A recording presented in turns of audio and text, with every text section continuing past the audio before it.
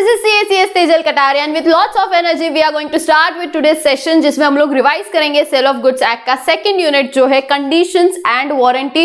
इस पे आप एक्सपेक्ट कर सकते हो एग्जाम में एक क्वेश्चन फॉर श्योर आने वाला है, जिसमें से क्या क्या चीजें इंपॉर्टेंट है वो तो मैं जरूर बताऊंगी, बट बेसिक आपको पता होना चाहिए। दैट इज इसमें दो चीजें बताई गई है, one is condition and the second is warranty. Condition यानी कि क्या होता है कि कोई भी चीज जब आप बाय करते हो, ठीक है, एज अ बायर एंड कोई भी person as a seller sell कर रहा है, उस टाइम पे एक कंडीशन एंड वारंटी कार्ड कभी ना कभी आपने देखा होगा। तो स्पेशली जो कंडीशन होता है वो क्या होता है, इसेंशियल और the main purpose of the contract, and जो वारंटी होता है that is collateral to the main contract. यानी कि क्या, जो इसेंशियल है, यानी कि अगर वो ब्रीच हो गया, जैसे फॉर एग्जाम्पल आपने कहा था आपको वाटरप्रूफ घड़ी चाहिए और अगर आपको वाटरप्रूफ घड़ी नहीं मिलती है, पानी में जाते से ही आपकी घड़ी बंद हो जाएगी, तो वो ब्रीच ऑफ कंडीशन माना जाएगा।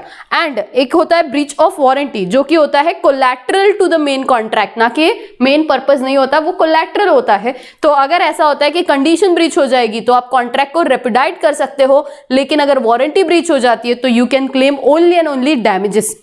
इसका समरी है क्या है, एक तो स्टिपुलेशन जो दिया हुआ है सेक्शन 12 में, सेक्शन 12 में जो स्टिपुलेशन दिया हुआ है वो है कंडीशन एंड वारंटी के बारे में। स्टिपुलेशन इज नथिंग बट जो रिक्वायरमेंट है उसके बारे में बताया है। जब आप कंडीशन की बात करते हो वो main purpose of the contract होता है, एंड जब आप वारंटी की बात करते हो उसका मतलब होता है आप जो कोलैटरल रीजंस है मेन कॉन्ट्रैक्ट के साथ उसकी बात करते हो। तो जब हम लोग बात कर रहे हैं कंडीशन की, उस टाइम पे क्या क्या चीजें होती है, अगर ब्रीच हो जाता है, अगर ब्रीच हो गया कंडीशन, तो वो उस टाइम पे सामने वाला पर्सन उसको राइट मिल जाता है to repudiate the contract, second reject the goods and refund the price of the goods. पूरा का पूरा आप पैसा रिफंड ले सकते हो। लेकिन अगर कंडीशन ब्रीच हो, वारंटी ब्रीच हो जाता है, तो सेक्शन 12 सबसेक्शन 3 में बोला गया है कि you can claim only damages. आपके पास गुड्स को रिजेक्ट करने का तो राइट है, लेकिन आप कॉन्ट्रैक्ट को रेपिडाइट नहीं कर सकते। You may ask for the replacement of those goods. तो ये तीन बहुत इंपॉर्टेंट कॉन्सिक्वेंसेस है। अगर कंडीशन ब्रीच हो जाता है तो क्या होगा एंड वारंटी ब्रीच हो जाता है तो क्या होगा।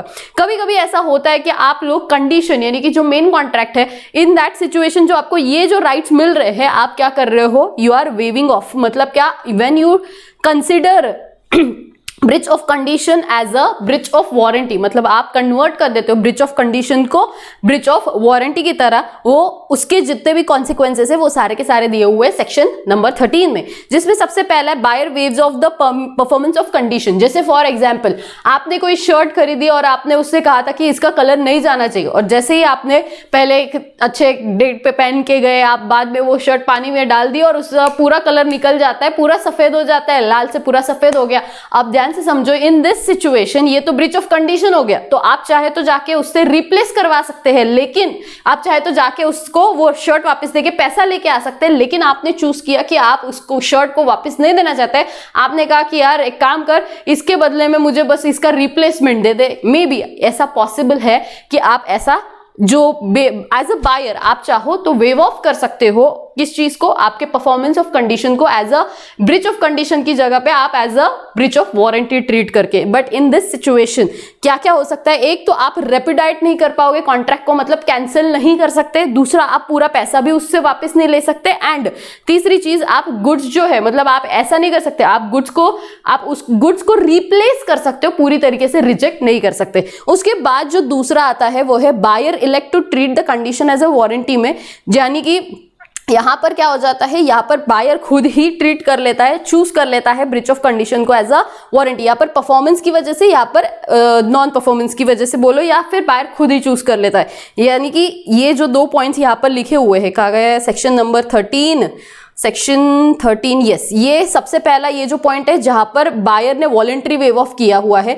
लेकिन यहां पर क्या हो जाता है कि ऐसे कुछ सिचुएशंस क्रिएट हो जाते हैं जिसकी वजह से आप सिर्फ डैमेजेस क्लेम करते हो, आप बोलते हो यार ठीक है कोई प्रॉब्लम नहीं है। तो ये दो चीजें होती है, दो रीजंस है जिसकी इन दो जो सिचुएशंस में देखो, waive of the performance and elect to treat the condition, ये जो दो सिचुएशंस है ये वॉलंटरी वेव ऑफ है। मतलब क्या, बायर खुद ही वॉलंटरीली बोल रहा है कि उसे ब्रीच ऑफ कंडीशन को as a breach breach of warranty treat करना है। लेकिन ये जो दो सिचुएशंस होती है ये कंपलसरी वेवर है। मतलब एज अ बायर मैंने क्या किया है, मैंने जैसे for example non severability of the contract, मतलब क्या, इन शॉर्ट नॉन सेपरेशन। जैसे फॉर एग्जांपल आपने सीमेंट ऑर्डर किया था, ठीक है, आपने अंबुजा सीमेंट का ऑर्डर दिया था और अंबुजा सीमेंट के साथ उसने कोई तो एकदम सस्ते क्वालिटी का सीमेंट मिक्स कर दिया। अब आप उस चीज को सेपरेट नहीं कर सकते, तो आपको, और आपने एक्सेप्ट कर लिया as a buyer, as a seller उसने तो मिक्स कर दिया, but as a buyer also आपने एक्सेप्ट कर दिया उन गुड्स को, तो फिर आप as a breach of condition को as a breach of warranty treat करोगे एंड वो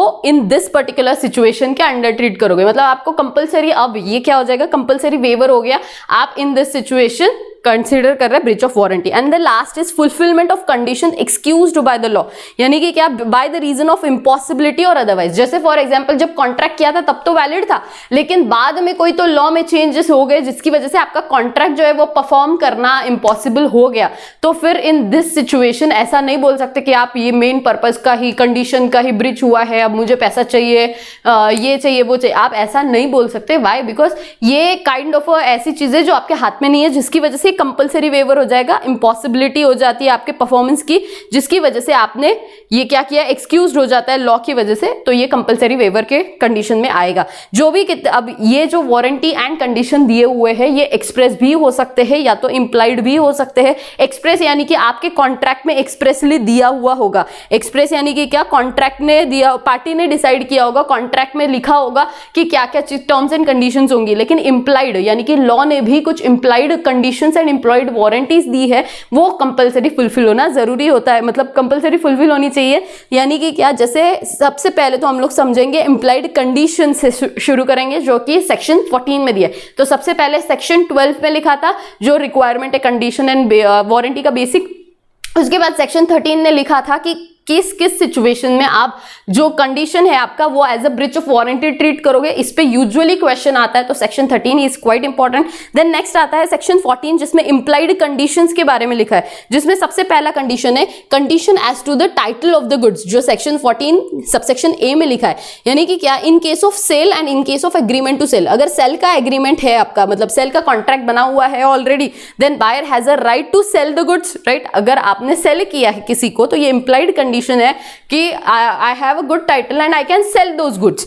देन अगर ये एग्रीमेंट टू सेल होता है तो एज अ बायर मैं, जब मेरे पास उस चीज का प्रॉपर्टी जो है, property is nothing but ownership जो है, जब वो पास ऑन हो जाएगा उसके बाद ही मैं क्या कर सकती हूँ, मैं उन गुड्स को सेल कर सकती हूँ। तो यहाँ पर ध्यान से एक नोट इंपॉर्टेंट है, if the seller's title is defective buyer must return the goods to the true owner और recover the price from the seller. मतलब क्या, अज्यूम करो अगर मैंने चोरी का माल लिया है और वो बेच रही हूँ, तो फिर मेरा title he itself is defective title, तो मैं I can not transfer that which I don't have, तो मैं अच्छा टाइटल पास ऑन नहीं कर सकती। इसका मतलब ही क्या होगा, इसका मतलब मैंने डिफेक्टिव टाइटल की वजह से सामने वाले को अच्छा टाइटल नहीं मिलेगा, इसीलिए ट्रू ओनर को वो गुड्स वापस करने होंगे जो भी बायर को मैंने बेचा होगा उसे।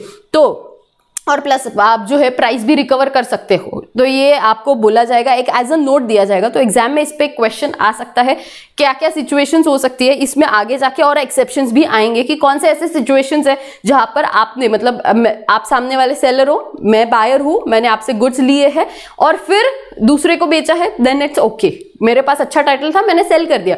लेकिन मैंने कहीं से चोरी करके फिर बेचा है, तो अगर मेरे पास वो टाइटल ही नहीं है तो मैंने ट्रांसफर तो कर दिया, लेकिन अब उस बायर की भी तो गलती नहीं है। तो जो बायर होता है उसने अगर वो सारी चीजें गुड फेथ में करी है, उसे पता ही नहीं था कि ये चोरी का माल है और वॉटेवर, ये सब बहुत सारी कुछ कंडीशंस है, अगर वो फुलफिल हो जाती है तो उस पर्सन को अच्छा टाइटल भी मिल सकता है और उसे गुड्स वापस करने की भी जरूरत नहीं होती है। वो एक्सेप्शन में आगे जाके देखेंगे। अभी के लिए इतना ही समझना है, अगर मेरे पास डिफेक्टिव टाइटल है तो मैं अच्छा टाइटल पास ऑन नहीं कर सकती, जिसको भी मैंने बेचा होगा उसे वापस करना होगा सेलर को, यानी कि जिस ओरिजिनल पर्सन जो ट्रू ओनर था उससे वापस करना पड़ेगा, एंड प्लस प्राइस भी उससे वो, मतलब मेरे से वो प्राइस रिकवर कर सकता है जो भी उसने पे किया था। दूसरा आता है सेल बाय डिस्क्रिप्शन, जो कि सेक्शन 15 में लिखा है। सेक्शन 15 में जो सेल बाय डिस्क्रिप्शन है इज नथिंग बट, यहाँ पर एक प्रिंसिपल बोला गया है, if you contract to sell the peas you can not compel the buyer to take the beans, right. ये बहुत सीधी सी बात बताई थी। जैसे फॉर एग्जाम्पल आपने कॉन्ट्रैक्ट किया है कि आप कश्मीरी एप्पल ही सामने वाले को बेचोगे और आपने पता नहीं कोई तो सड़ा सा एप्पल या कोई एकदम सस्ते क्वालिटी का एप्पल बेचा, इन दिस सिचुएशन आपने डिस्क्रिप्शन क्या दिया था और एक्चुअल में आपने क्या बेचा, या फिर जैसे फॉर एग्जांपल आपने ये डिस्क्रिप्शन दिया कि ये जो पर्टिकुलर तेल है इससे आपके बाल जो है वो झड़ेंगे नहीं, और बाद में 7-8 दिन के बाद जब आपने वो तेल लगाया फिर समझा कि आप पूरा चमन हो गया है, कोई बाल बचे ही नहीं अभी, तो यहाँ पर तो डिस्क्रिप्शन जो बोला था उसके अकॉर्डिंगली तो गुड्स है ही नहीं। इन दिस सिचुएशन ये पर्टिकुलर कॉन्ट्रैक्ट में आप कॉन्ट्रैक्ट को कैंसिल कर सकते हो, आप कॉन्ट्रैक्ट के लिए डैमेजेस भी क्लेम कर सकते हो, आप कॉन्ट्रैक्ट के लिए पैसा भी वापस ले सकते हो, क्योंकि जो आपका डिस्क्रिप्शन, ये कंडीशन का ब्रीच है। कंडीशन का ब्रीच इज नथिंग बट आप सबको, आपके पास बहुत सारे राइट्स आ जाते हैं, तो कंडीशन का अगर ब्रीच होता है तो सारे राइट्स आएंगे, लेकिन उसमें भी अब जो डिस्क्रिप्शन है, sale by description is nothing but जब कोई डिस्क्रिप्शन देके कोई गुड्स को सेल कर रहा है तो उस गुड्स में वो सारी चीजें होना जरूरी है। तो यहाँ पर क्या क्या प्रिंसिपल एक तो लिखा हुआ है, इसके साथ साथ बायर के पास राइट आ जाता है रिजेक्शन ऑफ द गुड्स। इसमें बहुत सारे एग्जांपल है, कश्मीरी एप्पल हो गया, वेस्ट सिल्क हो गया, इजिप्शियन कॉटन, जावा शुगर और बहुत सारे, जो भी आपने डिस्क्रिप्शन दिया है वैसे डिस्क्रिप्शन के अकॉर्डिंगली एग्जैक्ट गुड्स आपके होने चाहिए। नेक्स्ट आता है सेल बाय सैंपल, ये काफी बार पूछा जाता है, जो कि सेक्शन 17 में लिखा हुआ है। Sale by sample is nothing but क्या होता है, इसमें 3 कंडीशंस होने चाहिए। सबसे पहला, the bulk shall correspond with the sample in the quality. Second, the buyer shall have the reasonable opportunity of corresponding the bulk, मतलब रीजनेबल अपॉर्चुनिटी ऑफ चेकिंग और कंपेयरिंग द बल्क एंड जो भी आपकी quality जो आपने sample में देखा था उसके अकॉर्डिंगली ही आपने जो बल्क में बाय किया उसकी भी क्वालिटी हो। इसके साथ साथ sample in quality, and the third is goods shall be free from any defect rendering them to the unmerchantable which would not be apparent on the reasonable examination of the same, applicable only to the defects which could not be discovered by the ordinary examination। और यानी कि क्या, latent defect नहीं, patent defect के लिए आप मतलब आप सामने वाले से कुछ क्लेम नहीं कर सकते, लेकिन latent defect है यानी कि क्या हो जाता है, latent defect is nothing but hidden जो भी defects है, जैसे फॉर एग्जाम्पल कोई कार है, उस कार का जो मे बी अंदर कुछ तो डैमेज हुआ है इंजन या मशीनरी में जो आपको समझ में नहीं आएगा, जो जब तक आप रीजनेबल एग्जामिनेशन, मतलब आप रीजनेबली आपको दिख रहा है on the face, on the front आपको दिखेगा। जैसे ये फोन अगर मुझे बेचना है, इस फोन के सारे कॉर्नर्स टूटे हुए, ये आपको समझ में आ रहा है, फिर भी अगर मैं ये फोन बेचती हूँ आपको तो आपको दिख रहा है कि सारे कॉर्नर्स टूटे हुए, तो फिर ये डैमेज्ड पीस हुआ, राइट। लेकिन ये रीजनेबल एग्जामिनेशन से आपको समझ रहा है, अगर ये रीजनेबल एग्जामिनेशन से समझ रहा है आपको तो ये कैविएट एम्प्टर लगेगा यहाँ पर। लेकिन अगर ये समझ में नहीं आता है, इसके जैसे फॉर एग्जांपल इसकी बैटरी में डिफेक्ट है या कोई ऐसी चीजें है जो इसकी डिफेक्टिव है, 2-5 में भी 1 घंटा फोन चलता है फिर बंद हो जाता है, अपने आप बंद हो जाता है। अब मेरे सामने तो फोन अच्छा है लेकिन 1 घंटे के बाद बंद हो जाएगा, राइट। तो ये तो मुझे समझ में नहीं आएगा अभी, क्यों, क्योंकि ये लेटेंट डिफेक्ट है। कोई मैं 1 घंटा फोन तो चला नहीं सकती, 1 घंटा तो वहां पर नहीं बैठूंगी, तो इसका मतलब जो लेटेंट डिफेक्ट है, जहां पर रीजनेबल एग्जामिनेशन से चीजें नहीं समझ में आ सकती, in that situation sale by sample या सेल बाय सैंपल के अकॉर्डिंगली, सेक्शन 17 के अकॉर्डिंगली आपके सारे कंडीशंस फुलफिल हो जाते हैं, तो ये ब्रीच ऑफ कंडीशन माना जा सकता है।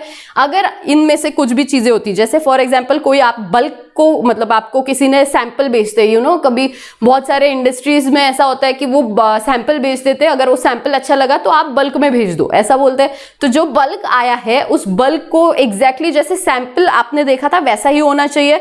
दूसरा, रीजनेबल अपॉर्चुनिटी आपके पास होनी चाहिए कि आप कंपेयर कर सको, एंड जो भी आपके डिफेक्ट्स है वो मतलब हिडन नहीं होने चाहिए। सामने दिख रहा है तो यू शुड रिजेक्ट। अगर सामने दिख के भी आपने एक्सेप्ट किया तो कैविएट एम्प्टर लगेगा, लेकिन सामने नहीं दिख रहा है, लेटेंट डिफेक्ट है, पैटेंट डिफेक्ट नहीं है, लेटेंट डिफेक्ट के लिए सेलर रिस्पॉन्सिबल रहेगा and you can reject the goods. आप बोल सकते हो ये ब्रीच ऑफ कंडीशन है। इसके बाद अगला जो है दोनों का कॉम्बिनेशन है, sale by sample and description, दोनों जो आपने ऊपर देखे। इसके बाद आता है condition as to quality and fitness, जो कि सेक्शन 16(1) में लिखा है। ये काफी बार पूछा जाता है, यहाँ पर ध्यान से समझो। यहाँ पर 3 चीजें होना जरूरी है। The buyer should have made known to the seller the particular purpose for which he requires the goods, मतलब जो भी आपका पर्पज है। जैसे फॉर एग्जांपल आपको ट्रैवल करना है कहीं, राइट, आपने जो सेलर है उसे कहा कि मुझे ऐसी कार चाहिए जो मैं बहुत सारे जगह पे ट्रैवल करके लेके जा सकता हूँ, या मुझे ऐसे जो घाट वाले एरियाज है उसमें मुझे चला नहीं है, और अगर वो आपको नैनो दे देता है तो चलेगा क्या? नहीं चलेगा, राइट। तो ऑब्वियस सी बात है, आपका एक जो भी पर्टिकुलर पर्पस है वो सेलर को पता होना चाहिए। दूसरा, आपने सेलर के जजमेंट पे, यानी कि उसके स्किल्स पे, उसके जजमेंट पे, उसके ओपिनियन पे आपने भरोसा रखा है, वो होना चाहिए। एंड तीसरा, the goods must be of the description dealt by the seller weather he will be manufactured और नॉट। मतलब कि वो मैन्युफैक्चर करे या ना करे, बट इन द ड्यूरिंग मतलब ऑर्डिनरी कोर्स ऑफ बिजनेस वो वही पर्टिकुलर चीज को बेच रहा है। जैसे फॉर एग्जांपल कोई ऑटोमोबाइल का शोरूम है तो वो कार ही बेचेंगे ना, ऑब्वियस सी बात है, वो बाकी सारी चीजें तो नहीं बेचने वाले। तो या फिर कोई कपड़े का शॉप है तो उनका ordinary business is nothing but selling the clothes. तो आप उनको क्लोथ वालों को गाड़ी के बारे में मत पूछो, गाड़ी वालों को क्लोथ्स के बारे में मत पूछना। तो इस तरीके से आपको ये समझना है कि जो भी सेलर है वो मैन्युफैक्चर हो या ना हो बट वो ऑर्डिनरी उसी बिजनेस में होना चाहिए। दूसरा, आपने उसको पर्पस बताया हुआ होना चाहिए और आपने उसके स्किल्स एंड जजमेंट पे भरोसा रख के आपने वो पर्टिकुलर चीज को बाय किया।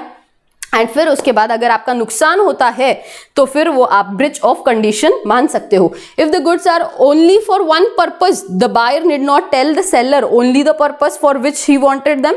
The buyer need not tell the seller the purpose for which he requires the goods. Obvious सी बात है ना, कोई गुड्स है जिसका सिर्फ एक ही इस्तेमाल है और कुछ भी इस्तेमाल नहीं हो सकता, तो आपको पर्पस बताने की जरूरत ही नहीं है उस बायर को। वहां पर इन दैट सिचुएशन आपने मतलब सेलर को पर्पस, पहला जो पॉइंट है कि सेलर को पर्पस पता होना चाहिए, वो बताने की जरूरत नहीं है। वो पता हो ना हो, गुड्स तो एक ही है तो एक ही पर्पस के लिए है, तो वो कंडीशन आप स्किप कर सकते हो। लेकिन ये जरूरी है कि आपने बायर के, जो सेलर है, उस सेलर के स्किल्स एंड जजमेंट पे यकीन करके वो गुड्स को बाय किया है, तभी जाके आप बोलोगे कि condition as to quality and fitness. जैसे फॉर एग्जाम्पल आपके बुक्स में भी लिखा होगा कि जैसे डेंटिस्ट के पास आप जाते हो, अगर आपका कोई दांत टूटा हुआ है, आपने उसे कहा है कि यहाँ पर एक मतलब ऐसे तरीके से दांत लगाना कि लगना नहीं चाहिए कि झूठे दांत है, या ऐसा आपने उसको डिस्क्रिप्शन दिया, उसके स्किल्स एंड जजमेंट पे बिलीव किया और बाद में पता चला उसने हाथी के दांत लगा दिए या कोई डायनासोर के तरह से दांत लगा दिए, तो ऑब्वियस सी बात है ना, ये तो ब्रीच ऑफ कंडीशन हो गया। आपने उसके स्किल्स एंड जजमेंट पे यकीन रखा,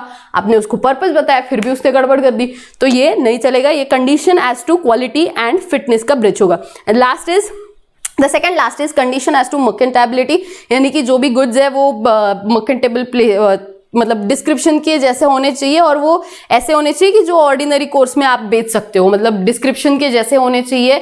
और डिलीवरेबल स्टेट तो नहीं बोल सकते क्योंकि डिलीवरेबल स्टेट काफी इंपॉर्टेंट वर्ड है पूरे सेल ऑफ गुड्स एक्ट में, बट ऐसा होना चाहिए कि वो आप सेल कर सको, खराब सिचुएशन में नहीं होने चाहिए। And last is condition as to wholesomeness. Usually जो ईटेबल्स से रिलेटेड प्रोविजन होती है, ये जो भी ईटेबल्स होंगे वो अच्छे होने चाहिए, खराब क्वालिटी के नहीं होने चाहिए। अगर ये इनमें से जितनी भी चीजें लिखी है, अगर ऐसा कोई भी सिचुएशन एग्जाम में यूजुअली इसके based case study based question डाल सकते हैं, या तो सीधा क्वेश्चन पूछ लेंगे कि जो आपके इंप्लाइड कंडीशंस है उनके बारे में बताओ। स्पेशली फिटनेस वाला जो है, फिटनेस एंड जो सेलर के जजमेंट पे आपने यकीन करने वाला जो पॉइंट था उस पे क्वेश्चन आता है। दूसरा इंपॉर्टेंट क्वेश्चन आता है सैंपल एंड डिस्क्रिप्शन वाले पॉइंट पे। तो ये जो जहां पर 3-3, 4-4 पॉइंट्स जो इंपॉर्टेंट है वो आपने प्रोविजन में लिखना है। उसके बाद आप एक्सप्लेनेशन दे देना। फैक्ट्स में तो क्वेश्चन ही लिखना होता है, एक्सप्लेनेशन में आपको फैक्ट्स एंड जो प्रोविजन है उस दोनों का कॉम्बिनेशन करके 2 लाइन लिखना है, एंड देन एंड में कंक्लूजन लिखना होता है, 1 और 2 लाइनर मैक्स टू मैक्स। आप ऐसा मत करना कि कंक्लूजन बहुत लंबा लिख दिया और फिर प्रोविजन से भी बड़ा आपका कंक्लूजन हो गया, ऐसा नहीं होना चाहिए। तो कंक्लूजन 1 और 2 लाइन में आप खत्म कर सकते हो। उसके बाद जो नेक्स्ट है वो है इंप्लाइड वारंटीज। इंप्लाइड वारंटीज में 4 चीजें लिखी है। सबसे पहला warranty as to undisturbed position, यानी कि क्या, जब भी कोई भी सेलर आपको गुड्स सेल करता है उस टाइम पे ये अज्यूम किया जाएगा कि उसने आपको जो गुड्स है उनका अनडिस्टर्ब्ड पोजीशन दिया है। मतलब ऐसा नहीं कि आपको गुड सेल कर दिया, बाद में किसी चोर डाकू को बोल दिया कि उससे वो चीजें चोरी करके वापस लेके आ, ऐसा नहीं होना चाहिए। मतलब आपके पोजीशन को डिस्टर्ब नहीं होना चाहिए, ये इंप्लाइड वारंटी दिया हुआ है। दूसरा, implied warranty as to non existence of encumbrances. मतलब क्या, this is nothing but free from charges, यानी कि आपने लोन लिया था और उसके बदले में एज अ सिक्योरिटी वो चीज रखी है जो आप बेच रहे हो, वो नहीं चलेगा। ऐसा अज्यूम किया जाता है कि जब भी आप सेल करते हो वो फ्री फ्रॉम चार्जेस है, मतलब वो ऐसी आप क्या बोल सकते हो, वो आपकी स्पेशल प्रॉपर्टी नहीं है, वो जनरल प्रॉपर्टी है। तो वो एक इंप्लाइड वारंटी ऑलरेडी बताया हुआ है। हाँ, और ये भी ध्यान रखना है कि फ्री फ्रॉम चार्जेस है, in favour of third party नहीं है, और अगर ऐसा कुछ भी है तो बिफोर और at the time of making a contract वो सामने वाले को बताना जरूरी है। तीसरा आता है warranty as to quality and fitness by the usage of trade, यानी कि ये let the buyer be aware का एक्सेप्शन है।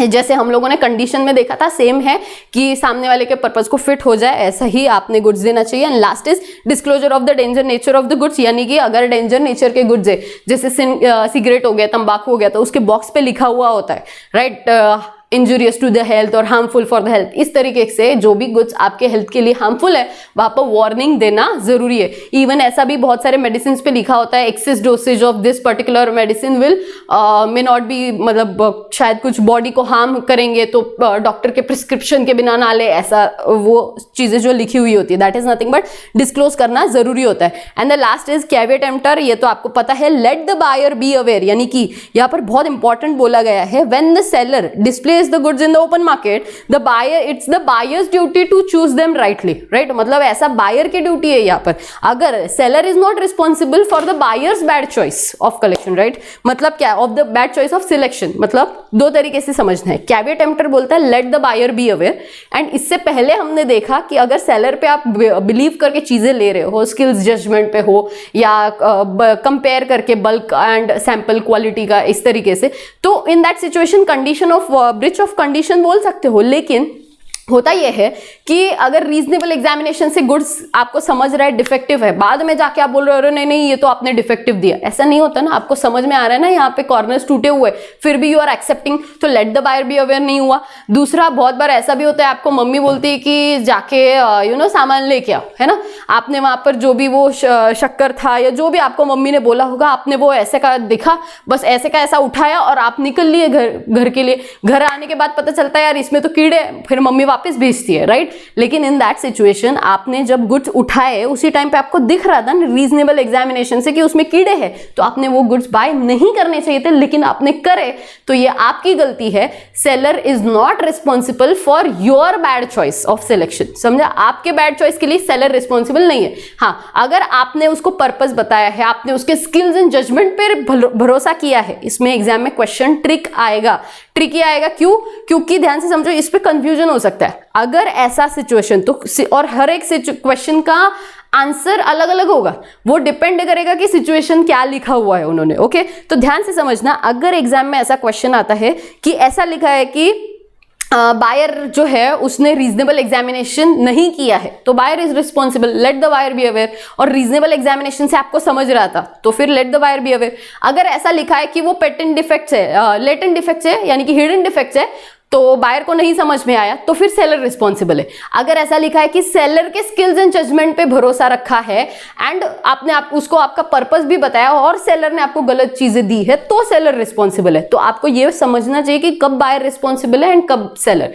कैविएट एम्प्टर है तो बायर रिस्पॉन्सिबल, अगर बाकी सारी सिचुएशन है तो सेलर। लेकिन कैविएट एम्प्टर में भी किस चीज में आप ये बोलोगे कि seller is not responsible for the bad choice of selection of the buyer? तभी सिर्फ जब आप डायरेक्टली बायर गया, उठा के लेके आ गया, तो फिर खत्म, बायर की गलती है, और वो भी रीजनेबल एग्जामिनेशन से समझने के बाद भी ऐसे होशियारी अगर आप करोगे तो यही होना है उसके। लेकिन एक्सेप्शन भी है, ये एक्सेप्शन अगर आप ठीक से पढ़ते हो तो ये सारे वही है जो आपने ऊपर देखे थे जिस टाइम पे हम लोग इंप्लाइड कंडीशंस देख रहे थे। देखो, फिटनेस एज टू क्वालिटी, यानी कि सामने वाले के स्किल्स एंड जजमेंट पे यकीन किया, इसका बहुत एक अच्छा केस लॉ भी दिया हुआ है, ये एग्जाम में लिखना, प्रिस्ट वर्सेस लास्ट, ये आपको एग्जाम्पल, ये जो केस लॉ है इस पे एग्जाम में क्वेश्चन काफी बार पूछा जाता है, कैविएट एम्प्टर और इसको मिक्स करके। देखो यहाँ पर बहुत क्लियरली लिखा था कि एक रिटेल केमिस्ट के पास वो जाता है और उसे बोलता है मुझे एक ऐसी हॉट वाटर बॉटल दो, मतलब ऐसे बॉटल देना जिसमें पानी गर्म रह सकता है। उसने अपने हिसाब से दी, तो बायर को क्या पता वो कैसी है बॉटल, वो घर लेके जाता है और वो बॉटल ब्लास्ट हो जाती है और वाइफ को उसके इंजरी हो जाती है, डैमेज हो जाता है। In this situation seller is responsible. Why? Because वो उसके स्किल्स एंड जजमेंट पे उसने रिलाई किया था, उसको पर्पस बताया था, एंड वो रीजनेबल एग्जामिनेशन से तो समझ में ही नहीं आ रहा था। तो कैविएट एम्प्टर मत लगाना, वहां पर let the buyer be aware नहीं होता। लेकिन तो ये एक्सेप्शन एक आपको याद रखना है, goods purchase under the brand name और द पेटेंट नेम, मतलब जैसे फॉर एग्जांपल आपने कोई प्यूमा के या नाइके के शूज लिए, इतने महंगे शूज लिए, और बाद में पता चला उसका सोल एक तरफ है, जूते एक तरफ चले गए और आप ट्रैक पे चले गए वो शूज पहन के। अब ऑब्वियस सी बात है, इतने ब्रांडेड गुड्स अगर आप बाय करते हो तो आप यही समझ के बाय करते हो ना कि उसकी क्वालिटी अच्छी होगी, वो ऐसे, वो आपके पर्पस के लिए है, ऐसा वैसा। तो इन that situation seller is responsible, brand name को रिस्पॉन्सिबल माना जाएगा। इसके बाद जो तीसरा है गुड्स सोल्ड बाय डिस्क्रिप्शन या sample and goods description sample, वो जो ऊपर देखा सेम है, मर्केंटेबल क्वालिटी सेम है। इसके बाद ट्रेड यूसेज सेम है। इसके अलावा seller actively concealed a defect और the guilty of a fraud मतलब क्या, सेलर ने इतने मतलब इवन दो ये रीजनेबल एग्जामिनेशन से आपको ये कॉर्नर समझ में आ सकते थे, लेकिन उसने इतना अच्छे से इसको कंसील किया या फिर उसको इस तरीके से छुपाया है, उसने आपके साथ फ्रॉड किया है, तो फिर ये अगेन ये matter of fact evidences versus law है। तो अगर ऐसा है कि वो फ्रॉड हुआ है आपके साथ तो फिर सेलर रिस्पॉन्सिबल होगा। अदरवाइज अगर आपको समझ में आ रहा था, कंसील नहीं थे सारे जितने भी डिफॉल्ट है जो भी आपके गुड्स में है वो कंसील नहीं थे देन, और फिर भी आपने लिया तो बायर, अदरवाइज सेलर रिस्पॉन्सिबल होगा। इसी के साथ हमारा ये जो पर्टिकुलर यूनिट है खत्म हो चुका है। हम लोग मिलेंगे अगले सेशन में। Till then take care and bye bye.